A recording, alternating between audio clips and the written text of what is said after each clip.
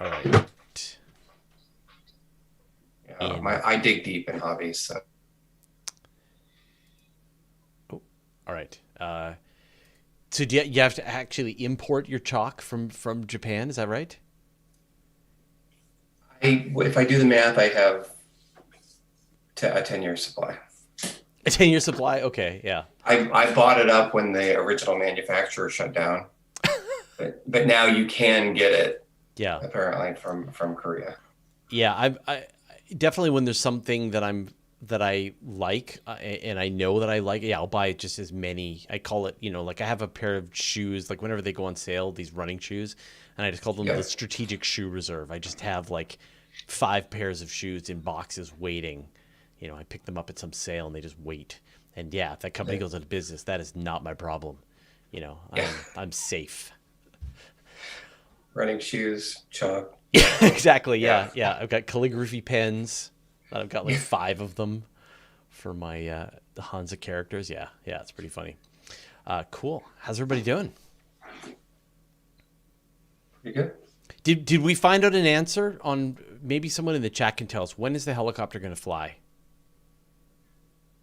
Because it looks like it was supposed to fly today, but it didn't. So I don't know what the proper date is. Maybe someone in the chat's been watching this. Like I just don't care anymore about a helicopter. Like last week, that was all we could talk Whoa, about. whoa. But this week, I don't know. I'm over it. Latest. Let me see. Mars helicopter. Latest.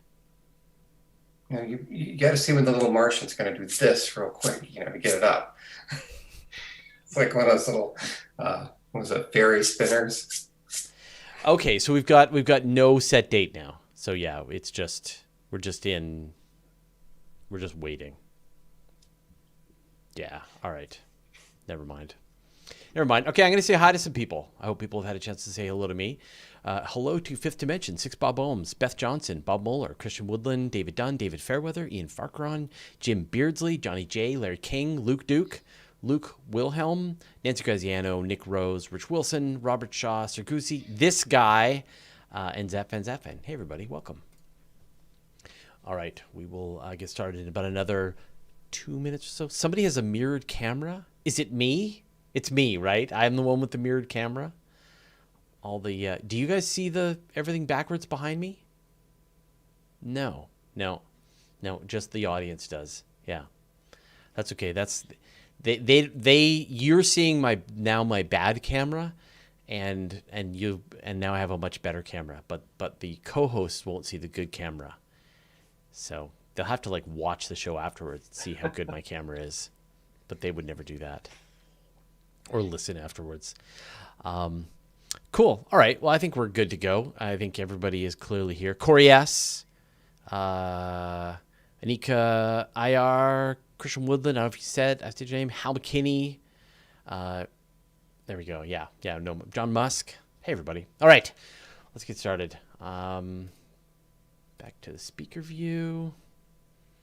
Back to me. And here we go. Hello and welcome to the Weekly Space Hangout for Wednesday, April 14th, 2021. I'm Fraser Kane, publisher of Universe Today. This week, we're going to be talking about Interstellar Comet Borisov and its first ever encounter with a star, the Sun. Brown dwarfs can spin so fast they tear themselves apart. Maybe. And Gaia finds 12 examples of Einstein crosses. Joining me this week on my screen, we've got Alan Versfeld. Hey, Alan. Hey, Fraser. Nice to be back. You're in a different facility. We're actually moving home in a couple of weeks, so all my usual backdrops are packed away. I'm sitting in front of a curtain. Perfect. Any point in a storm. All right. We've also got, let's see, Dr. Brian Coberline. Hey, Brian. Hi, everybody. It's good to be here again. There we go. All right. It took a second for your camera to switch over. Otherwise, you're just a disembodied voice. Someone else is asking about, okay, yeah, the Blue Origins launched today. Did that happen? Anyway, we'll get to that. I'll look it up and we'll talk about it. And then joining as well, we get Michael Roderick. Hey, Michael. Hello, nice to be back. Oh, you got to talk for like a little longer. Hello, it is nice to be back on Perfect. the Weekly Yeah. Space Yeah, Hangout. exactly. Just talk slower and it'll work. Perfect. Hello, everybody. It's nice to be back. All right. Before we get into this week's special guest, I just want to give a big shout out, of course, to our good friends at the Weekly Space Hangout crew. They are our friends, our fans, our executive producers. And if you've ever wanted to have your hand at inviting astronauts, astronomers, and various space celebrities onto this show, join the Weekly Space Hangout crew, as well as chatting with other space nerds about space stuff. Go to wshcrew.space. They will invite you with open arms and give you all the credentials you need to pass yourself off as an executive producer for a space media show. All right, let's get on with this week's special guest. We've got Dr. Ken Shen. Ken, welcome to the Weekly Space Hangout. Hey, nice to be here. Thanks for having me. So the question I always like to ask people, who are you? What do you do? I'm just some guy. Just some I guy. don't know Well, what- yeah, that's where we're at. Who invited you on the show? I Which don't of know. our It's a executive Zoom producers? link. I just clicked it. Yeah. Yeah, it just yeah. happened. Yeah. I'm Ken Shen. I'm a theoretical astrophysicist at UC Berkeley, and my main focus of research is type 1a supernovae and accreting white dwarfs. So white dwarfs in binary systems that interact with their companions and do something hopefully interesting. So, I mean, we've definitely had a lot of stories about type 1a supernovae, but for someone who maybe isn't up to speed on all their flavors of supernovae, what is the type 1a? Right. So it got its nomenclature way back in the, I think, 50s maybe. But it's a spectral characterization. So it's based on what you see when you take a spectrum. And the 1 means that there's no hydrogen, and the A means that there's also no helium and there's strong silicon. So these are just a class of supernovae that don't have hydrogen, don't have helium, and they show strong silicon as well as sulfur and calcium and iron. So this is what's in the ejecta of the supernova. They're one of the most common supernovae. So to observers that research supernovae, that research type 1a supernovae, that's great. You see a lot of them, but to everyone else, they're kind of annoying because they're going off all over the place, and they're very bright, and so they can really foul up surveys if they're not looking for type 1a. That's interesting. I didn't realize that they were more common than the other varieties. Well, it's because they're so bright. They're one of the brightest, normal supernovae. So you can see them really far away, and so there's a large volume that you're probing. So they go up at a good rate. Right. Okay. So they're just showboats, really. That's right. Yeah. So then what do we think at this point? What do astronomers think is going on that's actually creating a type 1a supernova? What's the underlying process? Yeah, so this has actually been undergoing a bit of a theoretical revolution, I would say, in the past 10 years. So the 0th order answer is that they're white dwarfs that explode. So they undergo some sort of thermonuclear explosion, and they start as carbon oxygen white dwarfs, and then they explode into silicon and sulfur and calcium and iron, all the stuff that we see. But the details are still under debate. Up until maybe 10 years ago, most people would have said that it's a white dwarf that grows up to what's known as the Chandrasekhar mass limit. So this is roughly 40% more massive than the sun, 1.4 solar masses. And at that point, the density starts to get pretty high at the center of the white dwarf, and it can lead to runaway nuclear fusion. But starting about 10 years ago, people, for a whole bunch of observational reasons, started thinking about other scenarios much more deeply, because the standard Chandrasekhar mass scenario was having a lot of issues. And so since then, a lot more people are starting to research what I also research, which is explosions of sub-Chandrasekhar mass white dwarfs. So these are white dwarfs that are not 1.4 solar masses, but more like 1 solar mass, like roughly the mass of the sun. And the question is, how do you get these things to explode? Because 1.4, that was this nice story. As you approach 1.4, the density gets high. At 1 solar mass, nothing particularly exciting happens. But if the white dwarf's in a binary system, maybe some sort of interesting interaction can happen. And so the particular progenitor scenario I study is a double white dwarf system, so where the companion is another white dwarf. And in that case, when the 2 white dwarfs start to interact, the less massive white dwarf dumps some material onto the more massive white dwarf, the one that's roughly 1.0 solar masses.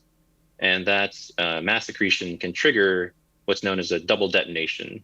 So this is an explosion on the surface of the white dwarf that then triggers an explosion in the center of the white dwarf. So it's two explosions. It's known as a double detonation scenario. And so I mean, white dwarfs themselves are like, the idea of this classical novae comes from the scenario where you've got a binary system, you've got the white dwarf feeding from some companion star, it's accreting its material, it detonates on the surface, clears off that material, and then begins to accrete more material and goes through this process many times. Mm-hmm. But it's sort of surprising to me that you can have a situation where a white dwarf can feed off of another white dwarf. Like, don't they want to hold on to their material really tightly? Definitely, yeah. The gravity on a white dwarf is much, much higher than on Earth or on the sun. But if you have one white dwarf that's more massive than the other, then its gravity is higher. And so when they get close enough, the more massive white dwarf will start to pull material off the less massive white dwarf. And how close would they be? They're only a few white dwarf radii apart. So, just some, white dwarf is roughly the size, the extent of the Earth. And right. So it's a few Earth radii apart. They get really, really close. And so, I mean, if you've got two white dwarfs, which are fairly massive, dense objects, spinning around one another that tightly, that feels like a job for a gravitational wave observatory. Definitely true. So the reason that these two white dwarfs eventually get close enough to start transferring material is that the orbit emits gravitational waves. It's not at the right frequency for LIGO. So, we've all heard about the binary black holes and the binary neutron star merger that the LIGO was able to detect. LIGO is sensitive to a certain frequency of gravitational waves. Double white dwarf systems are the gravitational waves they emit come out at a frequency that LIGO is not able to detect. But the hope is that LISA, so LISA is, I just looked this up the other day, it's the Laser Interferometer Space Antenna. That's right. Yeah, LISA. So LISA will hopefully launch in the 2030s. It's the arms, the baseline of its arms is something like, forget exactly, it's a few million kilometers instead of just a few kilometers. And so it's going to be able to really clean up and see a whole bunch of these double white dwarf systems that are undergoing this gradual decay until they get to some sort of interaction. So I want to sort of explore this idea then. So you've got this white dwarf, it's accreting this material from a second white dwarf, and the material is piling up like a nova that I mentioned earlier. And so you get this, how does the detonation on the surface cause the detonation in the interior, which is different from a regular white dwarf nova? Yeah, so the general process of accretion and nuclear fusion happening is similar, definitely analogous. The difference is that in the classical nova case, the accretion is happening over many millions of years, whereas for the double white dwarf case, if it does lead to an explosion, it's happening in hundreds of seconds, so it's minutes. So it's a much more dynamical event. Right. And when the material is coming in from the less massive white dwarf, it's coming in dynamically, it's coming in really fast, really hot. And so that material is able to heat up potentially to temperatures where it can not just fuse, but fuse explosively. So when you say detonate, sort of colloquially, detonate means something different than hardcore science, thermonuclear combustion people would say. So when we say detonate, we're talking about a flame that's moving faster than the speed of sound. So a supersonic, a supersonic flame that's moving with a shock wave. And when that happens on the surface of the white dwarf, it also sends a shockwave into the core. So it both races around the surface of the white dwarf, and that's the first detonation. But as it does that, it sends the shockwave into the core, and that shock is then able to deposit a whole bunch of energy into a small volume and potentially lead to a second detonation. So that's why it's a double detonation scenario. And what impact, pardon the pun, will that then have on the companion star? These are very leading and astute questions. So this is something that we've been thinking about for the past few years. It is possible, indeed, that the more massive white dwarf explodes as a type 1a supernova, and we see its radioactivity and all the stuff it ejects out. But that less massive white dwarf doesn't have to be destroyed by the explosion. I mean, it is right next to the explosion, and it gets hit by a giant amount of energy. But as you said before, white dwarfs are very dense things. The gravitational potential is very high, so it takes a lot to unbind a white dwarf and rip it apart. So it is possible that the donor white dwarf in this system will survive. And if it does survive, there are a couple of really, really interesting things about it. One is that, because the system was in such a tight orbit, things were moving around so fast that when the more massive white dwarf explodes, it's gone, right? Its gravitational potential is gone. It's no longer, it's gone. Yep. The less massive white dwarf, there's nothing holding it to the system anymore. And so it just goes off at the speed that it was whirling around the more massive white dwarf at, very much like a slingshot. And so as a result, it'll be moving at up to 2,500 kilometers per second, which is extremely fast. Something like, typical stars in the Milky Way are more like tens of kilometers a second. Right. So this is... But that's like 10 times Milky Way escape velocity at that point. Yeah. Something like that. And so these things are unbound right from the Milky Way. They just go shooting out. There's nothing holding them there anymore. So, so, would finding these hypervelocity white dwarfs be a smoking gun, literally, to this event? Definitely. Yes. As far as I can tell, there are no other ways to produce a star this fast with the certain chemical signatures that you would expect to see for something that had that was right next to a Type 1a supernova. So when the supernova goes off, it dumps all its thermonuclear ash onto the surface of this hypervelocity star. Right. And so we would be able to find these, if we can find these really fast stars that have this particular chemical signature, that's, I think, a smoking gun.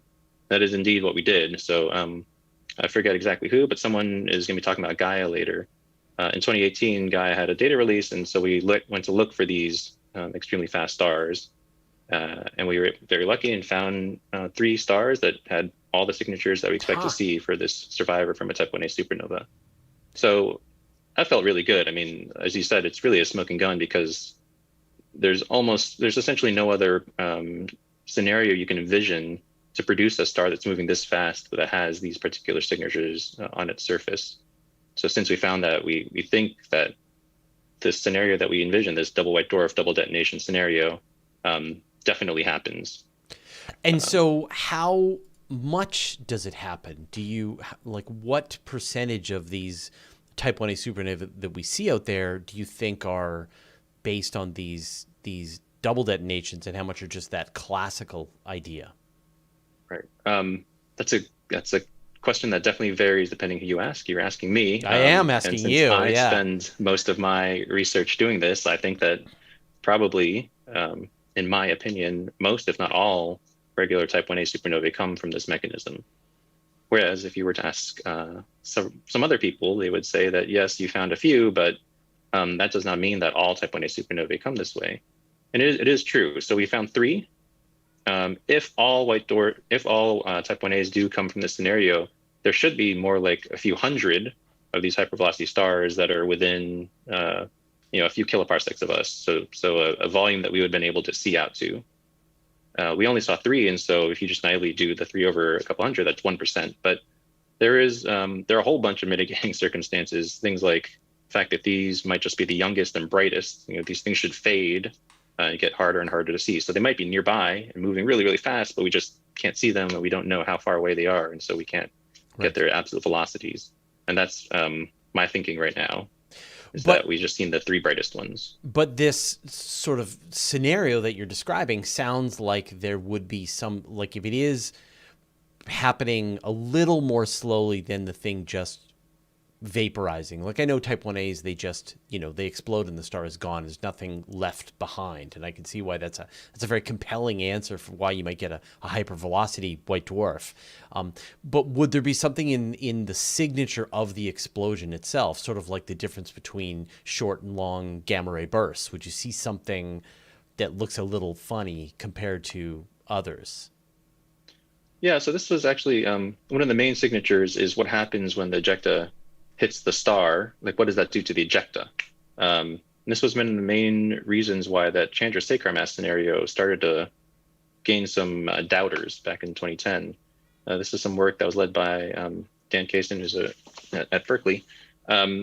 His idea was, well, if you have a more typical companion that's a main sequence star, a red giant star, when the supernova happens and it hits it, that ejecta, all that kinetic energy gets converted to heat. And so that adds some extra luminosity that you can see in the type 1a supernova light curve. And we don't see that for almost all of them. And so that was one of the main reasons why we don't expect red giants, for example, to be the main producer of type 1a supernovae. We definitely would have seen that signature. For white dwarf companions, they're much, much smaller. And so that same signature happens, but it happens at a much, much earlier time where we aren't able to detect it. And so it's, it's more of an invisible signature that is not ruled out yet. And so it would be impossible to tell the difference between a double detonation and just a single detonation. Just, it happens so fast. Yeah, nothing's impossible, right? Right. There are details, having to do with that first detonation, that helium. So I never said what it was. It's a helium-powered detonation on the surface of the white dwarf, and that does leave behind some thermonuclear ash that's on the surface of this main core explosion. And there is potential to be able to detect that thin veneer of helium shell detonation ash. And that's something that we're actively working on now. Obviously, type 1a supernova are treasured. I mean, I guess they get in the way for most astronomers, but they are treasured by people who are attempting to measure the expansion rate, the accelerating expansion rate of the universe.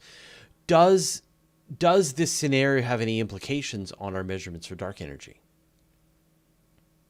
Yes. So one of the main goals for figuring out the progenitors for type 1a supernovae is, once you know what leads to them, you can start asking, what happens when I vary the composition of the white dwarf that explodes, or the age of it, or various other parameters. What does that do to the light curve, and will we be able to see that when we look out at distant galaxies? Can we correlate the age of that galaxy, or the metallicity, the composition of that galaxy with can we adjust for that when we tune the light curves to do these distance measurements? So these kinds of effects, they definitely don't, they won't matter at the scale of getting rid of dark energy or, multiplying it by a factor 2 or something. These are very, very small effects, but these days it's the era of, precision cosmology, where they're trying to get all these parameters to much smaller, much better accuracy. And systematics like, what happens with different progenitors, those will start to matter. And that's why it'd be really good to know what the progenitors are. But I mean, if the classical idea is that a supernova only explodes when it's got exactly 1.4 times the mass of the sun, and you're saying that you could have one go with one solar mass, that feels like it's a big difference. It does, huh? I mean, you wouldn't think that you could explode at one solar mass and 1.4 solar mass and it would look the same. Yeah. But it does sort of happen by total coincidence. Maybe not coincidence, but the 1.4 solar mass thing, it doesn't explode the same way as the one-ish solar mass thing that we're thinking does. So the one-ish solar mass thing is like a pretty simple explosion. It's a supersonic detonation that just happens. If you take a 1.4 solar mass white dwarf and do the same thing and have this supersonic detonation from the beginning, it doesn't look like a 1A. So that is too bright. It produces too much radioactive nickel-56. The way that the Chandra-Sekhar mass scenario is supposed to happen is that there's a subsonic deflagration, so a different mode of combustion that first begins, and then there is a supersonic detonation. So there's a transition, and these are called deflagration to detonation transition models. And if you do that, that explosion does pretty much look like a 1A. So they are different masses, and it takes different explosion mechanisms to make them look pretty similar. But it is, I don't know, it is like funny that you are able to, computers are able to do this, make things that are pretty different actually look kind of similar. Huh. So what comes next? I mean, what kinds of observational evidence, apart from Lisa, what comes next to help you sort of get a sense of if this theory, because I mean, if all type 1a supernova are from merging white dwarfs, that's a big deal. That's a bold claim, sir. But so what comes next? I'm not the only one. Yeah, no, it's fine. It's fine. We'll throw this all on your shoulders, and you will have to defend it. What comes next? So observation-wise, again, I'm not an observer. I just happened to work with this Gaia data for this really cool result. I was very lucky to do that. But I'm not an observer, but one observational thing that I think would be really interesting is to find these other ones. So if indeed there are a few hundred of these hypervelocity stars near us, there must be some way to find them. And so Gaia was amazing to help us do what we did by finding the distances to these stars, and then we can get velocities from that. But it is relatively magnitude limited, so it can only go, quote unquote, only. I mean, it's pretty deep, but it goes to something like 18th magnitude, 19th magnitude. These other stars might just be too faint for Gaia to see. And so if we can figure out some way to see them from the ground with larger telescopes, that'd be great. Obviously, it's much harder to get distances, but I think there are ways that we can work on this. And if we can figure that out, be able to see a whole bunch of them, and that would really confirm it. Super interesting. If people want to follow what you're doing and sort of keep on track of this, where should they go? I have a website. I think if you just look up Ken, Shen, and Astro, that should point you there. I also have a Twitter, Ken J. Shen, Yep. Where I try to do astronomy outreach, but I think the only people that follow me are professional astronomers. So I just followed you, so there you go. Yeah. Great. Yeah. So that's one. Yeah. But yeah, I try to keep up to date with research there. Well, Ken, it's absolutely fascinating. Thank you so much for taking the time to chat with us today, and good luck completely overthrowing our concept of type 1a supernova.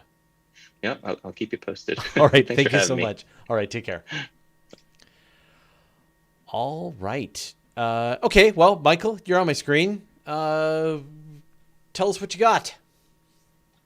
Yeah, so kind of tying back into Ken's topic, Gaia is kind of become best. Yeah, it's just like the savior for all astronomy. If you have a problem in astronomy, just use Gaia. Yeah. And so it's just really cool how these big surveys, they're designed to look for one thing and then they find all these other different uses for it. And so this one in particular is trying to look for lens quasar systems. So we've seen a few examples of this. If you look at any like really massive like a galaxy cluster, you always see these little arcs of light that are kind of like at the edge of the cluster, and those are galaxies that are behind this massive cluster, and that light is being, normally it would just go off in one direction. It feels the gravity of this cluster and it gets bent and it happens to arc towards Earth. And so we're seeing this with quasars. So these really really bright objects in the centers of really distant galaxies, we are seeing this gravitational lensing from these really distant objects. And so if if you're perfectly on center, then every little bit of light gets arced over to meet you at Earth. But if it's a little bit off center, you get what's called an Einstein cross. So you can get these essentially 4 points of light where that quasar is being kind of broken up and split up into multiple components. So Gaia is great. It has lots of data. And so this team went through the Gaia catalog. They tooled up some machine learning algorithm to look for objects that were kind of clustered together, objects that were close to each other, ran this program through to try to find these associated objects, these lens quasars, found a few that seemed to look pretty good. Objects were close together, did some spectroscopy on it, and you can see that they're all from the same redshift. So they were able to add 12 new quadruply lens quasars, and that's a lot since there are only like 56. So you're adding on a really significant chunk of new data to this very interesting data set. And so these look really cool. So what can you do with them? I'm realizing now, I think the last 3 times I've been on the show, I've talked about the crisis in cosmology, trying to determine the true Hubble constant. And so, well, you can determine the Hubble constant with these lens quasars. Quasars can be variable. Their brightness can change. They're not always steady. And so if you look at how something happens to the quasar that causes its brightness to change, well, this light is being split up into 4 different paths. And so you're going to see a change in light for each one of those four lensed images. And in looking at the time delay between one lens image to the other lens image, you can get an independent measurement of the Hubble constant that is separate from the CMB and separate from the Type 1a supernova. So in doing that, then you can add another conflicting measurement for Right. for the Hubble constant. Yeah. It's such an astonishing thing. The way you described it, I think, is absolutely perfect. That you've got this galaxy that is much farther away, and the light is going off in this one direction, and the way things are timed, that it bends back down and comes at you. And sometimes you just see the one example if things aren't lined up perfectly. But if they're lined up better, then you get 2 or 3, and in this case, you get 4 versions, the light going in the 4 directions, coming back together and showing. When do you get to an Einstein ring? Is there like an even better focus to get you to that point? My understanding for that is that it is like directly behind you have like Earth, you have some galaxy that's doing the lensing, then you have the actual lens object. They're all lining up perfectly. And so my understanding is that if you have that perfect alignment, then you get that nice perfect ring. But as you start to move off of that, then you can get these arcs and these crosses. And so looking at these arcs then and these crosses, it also can tell you about the galaxy that's doing the lensing as well.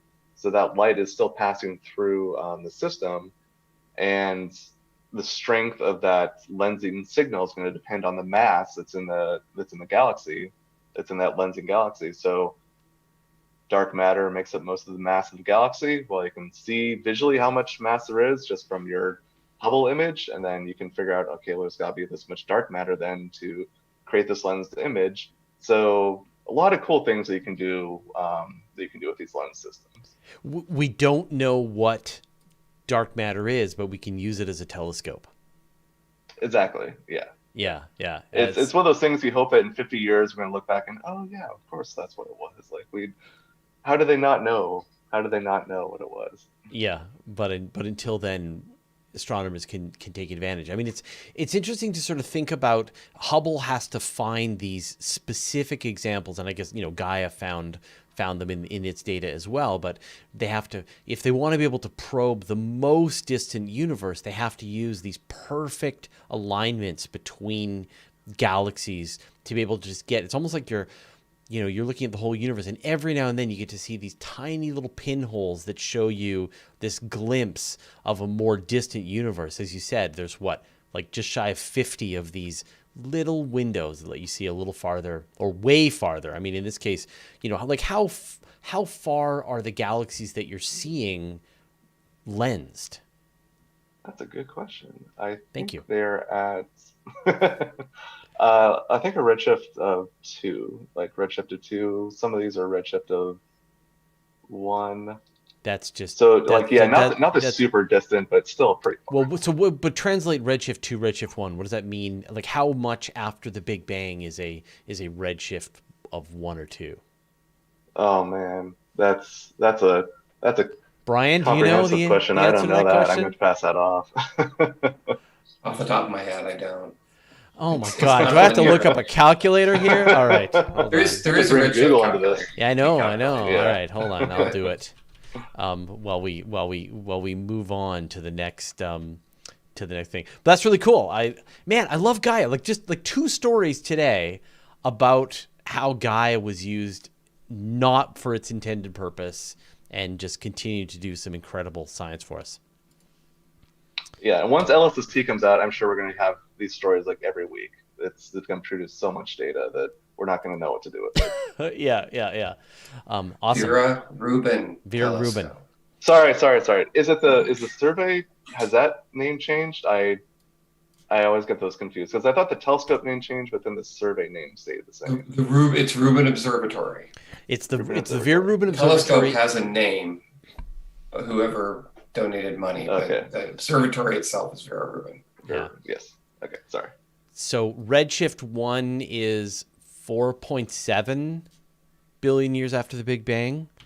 Redshift 2 is 2.7 billion years after the Big Bang. There you go. Pretty good. Says Ned Wright's calculator. Cool. All right. Brian, tell us what you got. So this is kind of an interesting thing on rotating brown dwarfs. And a brown dwarf, for those who may not be familiar, is something that is kind of bigger than a planet but smaller than a star. So it's between about 13 and 80 Jupiter masses. So at about 13 Jupiter masses, you can fuse a little bit of deuterium, but you need to be at about 80 to fuse helium, hydrogen, to be a true star. So you're not just for your internal heat, but you're not fusing helium, hydrogen. So they're kind of failed stars, or, in between planets. They're typically about Jupiter sized because of just the compression of everything. And of course they spin on their axis. Everything does, planets do, stars do, everything else. And some of them can spin fairly quickly. So if you look at Jupiter or Saturn, for example, they have their day, for example, is about 10 hours. And that's fast enough that the shape of the planet is a little distorted, because when you rotate something, the edges want to bulge out a little bit. Basically, things like to go in straight lines, and it's gravity that's preventing them from doing that. So the faster they spin, the more they bulge out a little bit. The Earth does too, but it's so tiny we don't see it. So when you see pictures of Earth, it looks like a sphere. But Jupiter does look flattened. Saturn does look flattened, and that's because they actually are slightly flattened.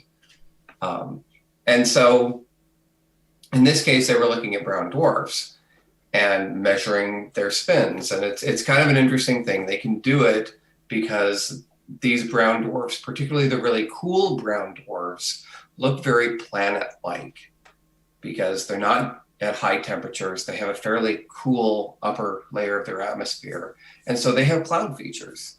And so you can watch these brown dwarfs and look at how the brightness changes because of the cloud features that are on the brown dwarf. So they measured these. They've got, I think, about 80 or so of these in which we've actually measured the rotation. And when you look at how fast they rotate, some of them rotate more slowly, some of them rotate fairly quickly, but the fastest ones, there's a few that rotate about once an hour, which is astonishingly fast. Wow. I mean, if you think that, the International Space Station goes around the Earth every 90 minutes. If the Earth was rotating once every 90 minutes, it would fly apart because gravity wouldn't be able to hold it. So these are, 13, 40, 50 times the mass of Jupiter, but they're spinning at about once an hour. And so, they are definitely going to be distorted in their shape, even more so than Saturn. But what's kind of interesting about this is that if you look at the distribution of these spins, they cluster a little bit at this short period. So this kind of 1 hour limit really does look like it's kind of an upper limit for a brown dwarf.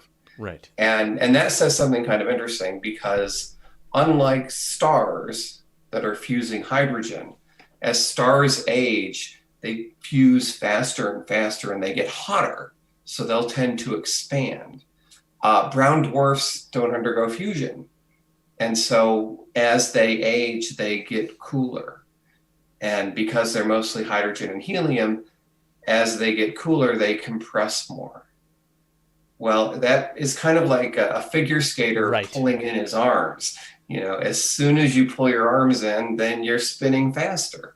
So these brown dwarfs, as they age, are going to spin faster and faster.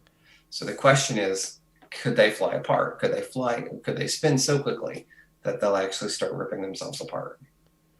And since some of them that have been observed are rotating just shy of flying apart, that seems to indicate that the ones that did fly apart, we just haven't been able to observe. We just haven't observed, right? Yeah. So we're limited in what they are, because they're somewhat hard to observe, if they're really cool. Would there be, that seems catastrophic. Would that look like something if you were like looking in your telescope at the right moment? That's a good question. I mean, the thing is, we know that By their composition, they're going to be mostly hydrogen and helium. Jupiter and Saturn are both mostly hydrogen and helium. They'll have, kind of a metallic core, but they're mostly hydrogen and helium. So these brown dwarfs are mostly going to be, the primordial composition. What happens when you start reaching that point, because you have this interior that is under tremendous pressure? If it starts pulling itself apart, is there a kind of cascade that would rip it apart? Or is it that as it spins up, the outer layer swells and it just kind of gradually loses some of that outer atmosphere until what's left can hold itself together because it's of a smaller size or it's less mass? That we're not sure about. But, or is there some kind of cycle? Like, is it as it starts to go through this process, it gets some kind of frictional heating, heats itself up, the reverse happens, and it pulls itself back in again. And so you might see these things speeding up and slowing down, which would be really right. Because as it's cooling, the interior is going to be much more hot than the exterior. And so if there's any type of turbulent flow or anything, you may get some internal heating or something, who knows? Yeah. So, now, we know that brown dwarfs have weather systems. We see them in our observations at this point. Do you think that being able to sort of observe the weather patterns on them, like there's some indirect evidence that we'll be able to do to tell us how these things are behaving? Well, certainly if you were getting some type of cyclic heat, some heat cycle from that, you would be able to tell that within the atmospheric patterns. Yeah. The thing is, as we get better about this, as we see more, then we're going to understand this better because we're going to have much better resolution images. How common do we think that brown dwarfs are? So this is kind of an interesting thing. Is that if you look at the distribution of stars, there's a distribution that's broadly called log normal. That's basically at every scale, you have kind of a logarithmically more numbers. So you see that with asteroids, for example. We have really large asteroids. There's only a few of them. But as you get smaller, there's more and more of them. So the same thing is true with stars. So you see the really biggest stars are very rare. And then as you get more like sunlight, they're more. And then you get to red dwarfs. There's 75% of the stars are red dwarfs. And then you get to brown dwarfs. And what we see is a fraction of what we see. And the question is it just that they're really hard to observe if they're cool? Or is it that there is something causing that to not be there? So what it's called the brown dwarf desert, that we would expect there to be more brown dwarfs than there are red dwarfs. And there's actually much less than we've observed. This kind of ties into another story that you worked on this weekend on Universe Today. You took that story about the asteroid size, right? On the which? On Universe Today, the story about the minimum size for asteroids being 100 kilometers. Was that you or was that someone else on the team? I did something like that a while ago. Oh, okay. Yeah, there's one. So the fast formation of them. Yeah, that basically with turbulence in the Earth in the early solar system, they kind of almost like dust bunnies forming in the turbulence, and then they can form into around 100 kilometer size, so that they're not gradually building up. Right. They form at that size fairly quickly. Yeah, for some reason here we go. Yeah, I thought it was you, but maybe it wasn't you. Yeah, it was you. You did it 4 days ago, Brian. You wrote this article 4 days ago. Primordial asteroids that have never suffered massive collisions all seem to be larger than 100 kilometers. Yeah. Yeah. So, and that's a turbulence effect based on that, so that you can form to that scale fairly efficiently. So that might be something in the way that stars form, because they form in stellar nurseries. And so then at that brown dwarf scale, it's just kind of in that gap that you really kind of have to be red dwarf size to be able to form that turbulence for a star. And anything smaller is going to be more rare. And then planets, they form off of stars. Yeah. So that could be why there's that gap. Super interesting. I haven't seen anything specifically talking about that, though. Yeah, but it is. I'm sure there's lots of people that are puzzling over this brown dwarf desert, trying to figure out what's going on, because sort of has a pretty big implication for the mass of the galaxy and the distance to the nearest brown dwarf and how many of them there are out there. How often they pass through the solar system and disrupt our gravity. Awesome. Very interesting. Alan, what have you got for us? Yeah, so back in less than 2 years ago, August 2019, comet was discovered called 2I Borisov, and it didn't take long to work out from its trajectory that this was the second ever extrasolar object that we had found. The first one being Oumuamua, which was an asteroid. Borisov was the first ever comet. Very interesting, and these things are, we love to study them because it gives us some clues about what other, not solar system, but planetary systems are they made from, how different is our solar system. So a team using the VLT telescope, we're studying it with polarimetry, which is really just looking at how the light is polarized coming off an object. I think weather people use it as well. It gives you some idea of what the light has passed through, gases and dusts and ices and so on. And they found that polarimetrically, whatever the proper adjective is, it's quite different from other comets in our solar system, except for one, which was Comet Hale-Bopp, if you remember that from the late 90s. The best It's very comet. similar to Hale-Bopp. It was a great one. I remember seeing it. Hale-Bopp was a very pristine comet. It had not passed close by the sun very often, so it was very much in its original state from back when the solar system formed. And Borisov seems to be even more pristine. So it seems likely that this is the very first time that Borisov has passed any star, despite not coming, it pulled from another solar system and then eventually falling in close to the sun. So the construction of this thing, it seems to have quite a lot of, they call it pebbles. Honestly, I would call it sand. It's tiny components, about 1 millimeter across in the coma, along with gas composition, carbon monoxide and water vapor, which changed quite dramatically as it got closer to the sun. And this suggests that it was made from materials mixed from around that star system.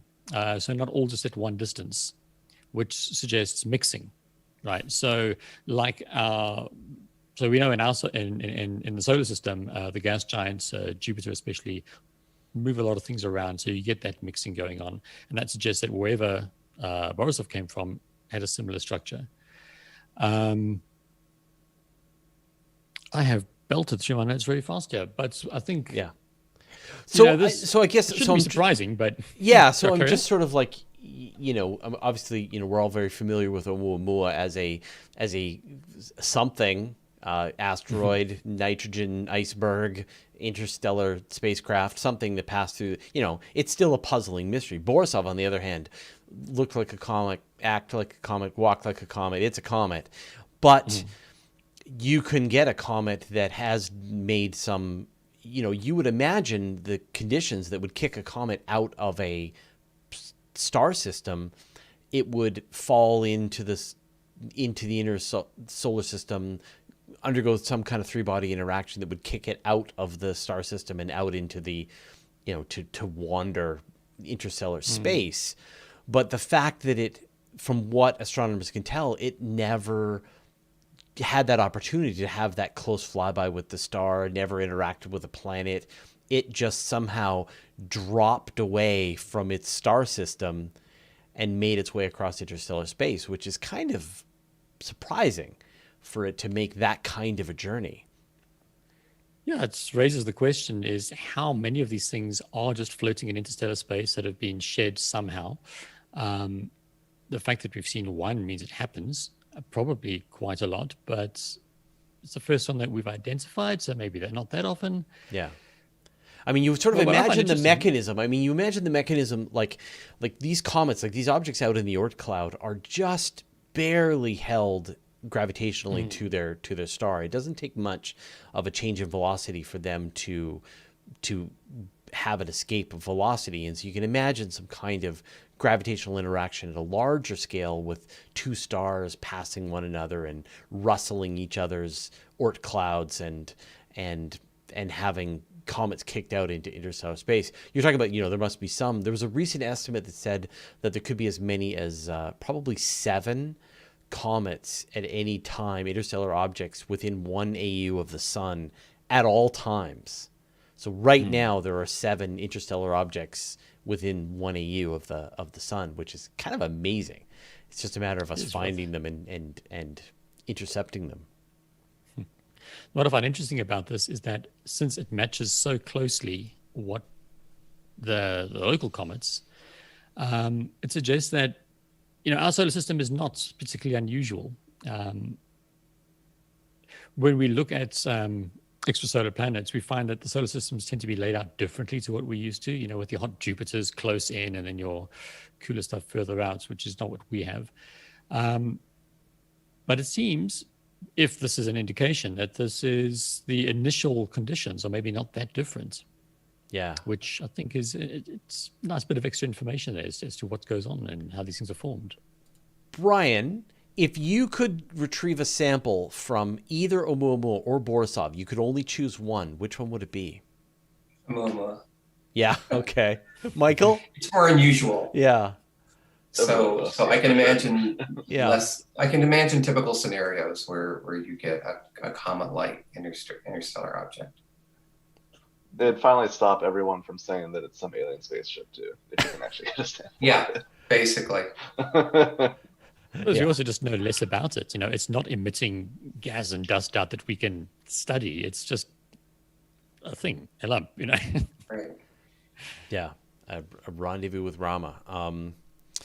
All right, so there's just one last story. Last week we talked about the fact that this time this week the helicopter would be flying on Mars, and it turns out that it didn't.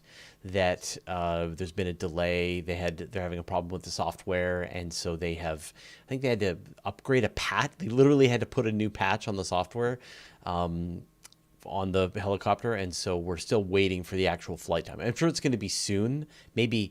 By this time next week, we will have seen the flight of the helicopter on Mars. But all that enthusiasm, surprise, surprise, that we had last week was misplaced, and now we have to wait.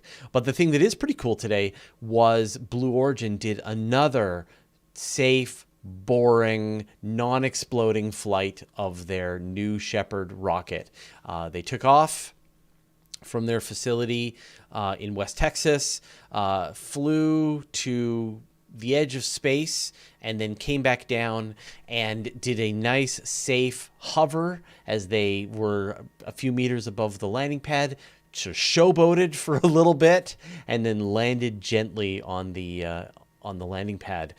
The thing that's sort of a bit of a difference this time around was they loaded it with pretend human passengers. And so what they did, which is pretty cool, was they had a bunch of passengers sort of get in and load up and sit in the seats and as if they were actually sending paying customers to space. And then they all got out again, and then they flew the rocket, landed it, and then they all got in again, and then they all got out again.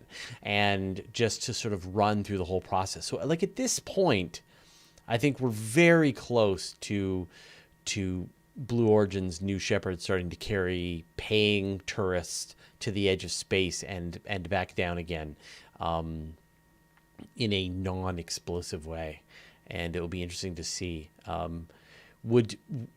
If you were offered a free trip, Alan, would you fly on a New Shepard? As it is now, no. So you would wait for after Jeff Bezos to go on a couple of flights before you would pay for a flight? Yeah. I think I would, yeah. Yeah. Even though they just keep taking off and landing perfectly safely time after time after time? If I was in my 20s, I think I'd have a lot more risk tolerance. Really? Because I'd love to go up there. I would love to ride. Yeah. I'm just scared now. The fear. Yeah. What about you, Brian? Would you fly? Yeah, I'd go. You would go? Yeah. On the first flight? But you feel confident enough in the safety of the New Shepard? at this point? I'm confident enough that they will be confident in the safety by the time they launch people. Yeah, yeah. And Michael, what about you? I think so. I'm trying to think back to the Saturn V. I think it only had like 1 or 2 successful launches before they actually put people Yeah. in it. Or they're Right? going to do the this same is- thing with SLS. Yeah. Yeah. Yeah. Yeah, sure. Why not? No way would I fly on that thing. No way. Not a chance. You guys are maniacs. You won't get me within, safe viewing distance of that thing for a long time. I'm even more risk averse on this than Alan is. So, yeah, we'll wait until we see like airplane levels of flight safety. I think at that point, it's a bomb. You're like sitting on a bomb, and then you're like as an adventure. So no That's way. what all rockets are. I know. Why doesn't anybody notice this? They're bombs. Come on. Made by the lowest bidder. Exactly. Yeah. Yeah. Madness. All right. Brian, you're on my screen. What are you working on, and what can people find out? Where can they find out more? I'm working on stuff for NRAO right now, which is, my big paying job. Mhm. And you can find me on Universe Today. You can find me on Twitter at Brian Corberline. And mostly you can find me on my website, which is briancorberline.com. Alan. Well, the Urban Astronomer podcast is still going, and I'm still director at Astronomical Society of South Africa. But these days, I'm starting to move into a new project, non-astronomy, more tech hobby enthusiast like, which I won't advertise here. I don't think it's relevant, but you can find that on my Twitter feed at UAstronomer. Perfect. Michael. I'm on Twitter at Michael Roderick, and we have Astronomy on Tap coming up this coming Monday. A little different than the typical ones because me and the other guy that co-founded it are leaving, so this is our final goodbye. Might not make a lot of sense if you haven't seen us before, but all of our shows are on YouTube, so you can watch them, and then you can watch this one and be sad that I am no longer going to be on. But like you're almost going to be able to do an Astronomy on Tap in real life. Like a few more. Don't jinx that, Fraser. Don't. A few jinx more that. people get vaccinated, and people can start meeting. I don't even remember what it was like to sit down with another human being in a pub and drink a beer. Did that Even happen? once people are vaccinated. Yeah, did we I'm do still that? gonna be like kind of agoraphobic. Yeah, I don't know exactly. that I'm gonna be able to do. We're all vaccinated, but could you still just wear a mask? That'd be great. Yeah. Yeah. Stay away from me. Yeah, exactly. Yeah. All right. Well, so for people who've been watching, I've been just burying you with cool interviews. Of course, I got a chance to talk to Michio Kaku this week on my YouTube channel. I talked to Paul Sutter, the Kraken, about the muon G-2 experiment. I just talked just a few hours ago with Garrett Lewis, who's a professor in Australia, and tomorrow I've got Dr. Maggie Liu, who is a YouTuber but also works on the Dark Energy Euclid mission, and then more interviews coming. So buckle up. I'm feeling like I want to do a lot of interviews now, so there will be many. All right, I'm going to bring everybody back on the screen. I think there we go. There's us. All right. Well, hey, thank you, everybody, for joining us on this week's episode of the Weekly Space Hangout. We are honored that you take the time out of your busy schedule to hear us talk about space and astronomy. So thank you so much for joining us. Thanks, of course, to our wonderful executive producer, Nancy Graziano, for organizing our special guest. Thanks to my co-hosts. Thanks to all of the moderators in the chat and everybody who makes this all come together. We will see all of you. Oh, and thanks for a special guest. That was so much fun. And so thank you. We will see all of you next week. Thanks, everyone. Bye-bye. Bye. And find the button.